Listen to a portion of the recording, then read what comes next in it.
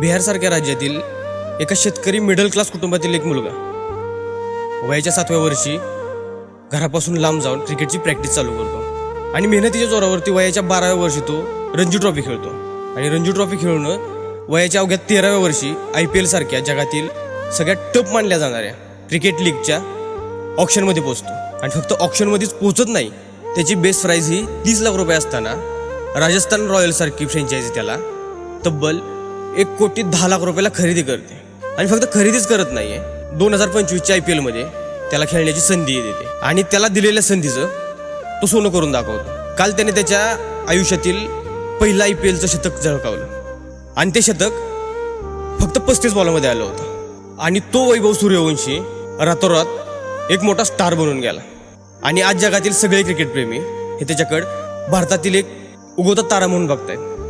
त्या वैभव सूर्यवंशीने एक दाखवून दिलं की जिद्दीच्या, चिकाटीच्या आणि मेहनतीच्या जोरावरती माणूस कुठूनही कुठेही पोहोचू शकतो.